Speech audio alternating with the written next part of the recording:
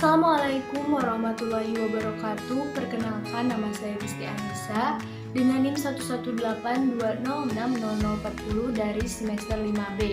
Di sini saya akan menjelaskan mengenai struktur dan metabolisme protein. Ada pokok bahasan yang akan dibahas oleh saya mengenai struktur dan metabolisme protein. Yang pertama adalah protein, yang kedua asam amino, yang ketiga struktur protein, dan yang terakhir ini adalah metabolisme protein. Protein berasal dari kata Yunani proteos yang berarti utama atau yang didahulukan. Protein adalah molekul makro yang terdiri atas rantai-rantai panjang asam amino yang terikat satu sama lain dalam ikatan peptida. Nah, asam amino ini terdiri atas unsur-unsur karbon, hidrogen, oksigen, dan nitrogen. Beberapa asam amino di samping itu mengandung unsur-unsur fosfor, besi, iodium, dan kobalt. Asam amino terdiri atas karbon yang terikat pada satu gugus karboksil, satu gugus amino, satu atom hidrogen, dan satu gugus radikal atau kita sebut dengan rantai cabang. Nah, ini adalah gambar dari struktur asam amino. Selanjutnya yaitu fungsi protein. Yang pertama, sebagai pertumbuhan dan pemeliharaan. Yang kedua, sebagai pembentukan ikatan-ikatan esensial tubuh. Nah, hormon-hormon seperti tiroid, insulin, dan epinefrin adalah protein. Demikian pula berbagai enzim. Ikatan-ikatan ini bertindak sebagai katalisator atau membantu perubahan-perubahan biokimia yang terjadi di dalam tubuh. Yang ketiga, mengatur keseimbangan air. Yang keempat, untuk memelihara netralitas tubuh. Protein tubuh bertindak sebagai buffer, yaitu bereaksi dengan asam dan basa untuk menjaga pH pada taraf konstan. Sebagian besar jaringan tubuh berfungsi dalam keadaan pH netral atau sedikit alkali. Biasanya pH ini sekitar 7,35 sampai 7,45. Yang kelima yaitu sebagai pembentukan antibodi. Yang keenam, untuk mengangkut zat-zat gizi. Nah, memang protein ini memegang peranan esensial dalam mengangkut zat-zat gizi dari saluran cerna melalui dinding saluran cerna ke dalam darah, dari darah ke jaringan-jaringan, dan melalui membran sel ke dalam sel. Dan yang terakhir, fungsi protein sebagai sumber energi. Bahasan selanjutnya mengenai asam amino. Ada beberapa klasifikasi asam amino. Berdasarkan jumlah gugus asam atau karboksil dan basa atau amino yang dimiliki, asam amino ini terdiri dari yang pertama ada asam amino netral, yaitu asam amino yang mengandung satu gugus asam dan satu gugus amino. Yang kedua, asam amino asam atau rantai cabang asam, yaitu asam amino yang mempunyai kelebihan gugus asam dibandingkan dengan gugus basa. Yang ketiga, asam amino basa atau rantai cabang basa, yaitu asam amino yang mempunyai kelebihan gugus basa. Nah, ini adalah salah satu contoh dari asam amino netral. Ini adalah asam amino alifatik atau rantai cabang yang terdiri atas hidrokarbon. Ada glisin, alanin, valin, leusin, dan isoleusin. Selanjutnya ini ada asam amino dengan rantai cabang asam yang terdiri dari asam aspartat, asam glutamat, asparagin, dan glutamin.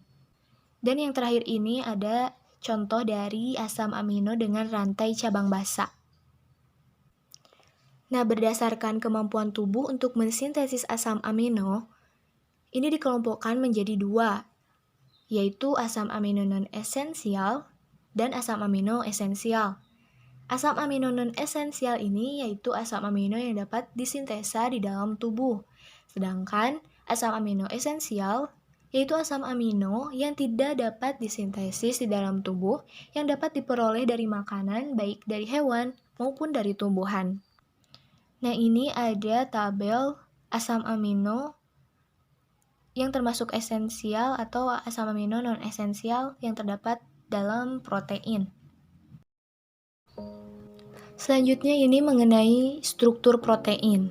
Struktur protein ini terdiri dari struktur primer, sekunder, tersier, dan kuartener. Yang pertama ini ada struktur primer. Struktur primer ini adalah struktur yang sederhana yang terbentuk dengan urutan asam amino yang tersusun secara linear. Struktur primer terbentuk melalui ikatan antara gugus alfa amino dengan gugus alfa karboksil dengan ikatan peptida. Nah, ini ada gambar dari struktur primer protein. Selanjutnya, struktur sekunder. Struktur ini dibentuk karena adanya ikatan hidrogen antara hidrogen amida dan oksigen karbonil dari rangka peptida. Nah, struktur sekunder ini meliputi alpha helix dan beta sheet. Yang ketiga yaitu struktur tersier. Struktur ini merupakan campuran dari struktur sekunder yang menyusun satu rantai polipeptida. Ikatan yang membentuk struktur tersier yaitu ikatan hidrogen, interaksi hidrofibik, jembatan disulfida, dan ikatan ionik. Yang terakhir adalah struktur kuartener. Struktur ini terdiri atas dua atau lebih protein yang memiliki struktur tersier. Beberapa rantai polipeptida bergabung membentuk protein yang fungsional. Protein kuartener ini umumnya berbentuk globular, di mana protein globular ini merupakan protein dengan rantai polipeptida penuh lipatan dan gelungan menjadi bentuk globular atau bulat. Bahasan selanjutnya mengenai metabolisme protein. Metabolisme protein ini terdiri dari katabolisme asam amino dan anabolisme asam amino. Nah, ini adalah proses metabolisme protein secara umum.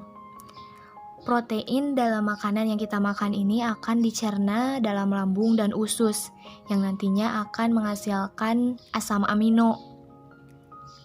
Asam amino ini akan melalui absorpsi.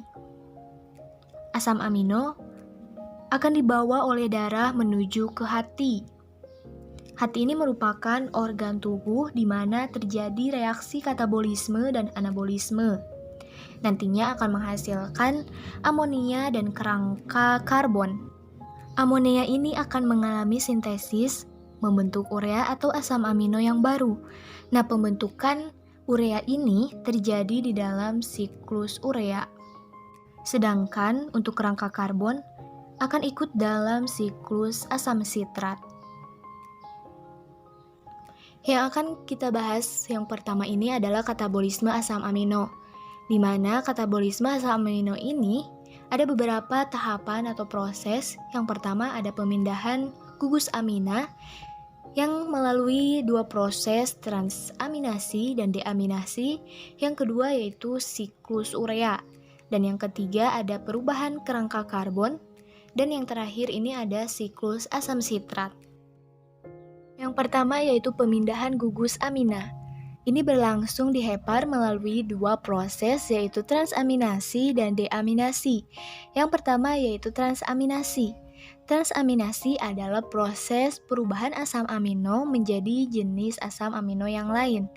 Nah, reaksi ini diawali dengan gugus amino alfa dari asam amino ini akan dialihkan ke ketoglutarat, yang hasilnya ketoglutarat akan mendapatkan gugus amino menjadi glutamat. Sedangkan asam amino yang kehilangan gugus aminonya menjadi bentuk asam keto. Reaksi ini terjadi di semua asam amino kecuali lisin, treonin, prolin, hidroksiprolin. Nah, tujuan utama dari reaksi transaminase ini untuk mengumpulkan semua nitrogen dari asam amino dalam bentuk glutamat. Selanjutnya yaitu deaminasi. Glutamat dari hasil transaminasi ini akan mengalami deaminasi oksidatif menjadi ion amonia dan ketoglutarat yang dikatalis oleh enzim glutamat dehidrogenase. Kemudian ion amonia ini akan masuk ke dalam siklus urea. Nah, nantinya akan dikeluarkan dari dalam tubuh dalam bentuk urea atau urin. kadar amonia yang tinggi merupakan racun bagi tubuh manusia. Selanjutnya yang kedua, siklus urea. Pembentukan urea ini sebagian besar terjadi di dalam hati dan ada sedikit terjadi di ginjal. Urea adalah senyawa yang larut dalam air, bersifat netral, terdapat dalam urin yang dikeluarkan dari dalam tubuh. Dalam tubuh manusia, pembentukan urea sebagai produk akhir dari metabolisme protein. Nah, untuk siklus urea ini memiliki 5 tahap. Pada tahap pertama yaitu pengubahan NH4 atau amonia menjadi karbamoil fosfat, di mana reaksi ini memerlukan ATP dan dikatalis oleh enzim karbamoil fosfatase sintetase. Siklus urea ini dimulai di mitokondria sel hepatosis.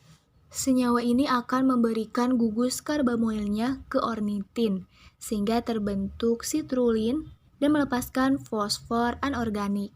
Reaksi yang ketiga, yaitu sitrulin akan diubah menjadi argininosukinat dengan bantuan enzim argininosukinat sintase.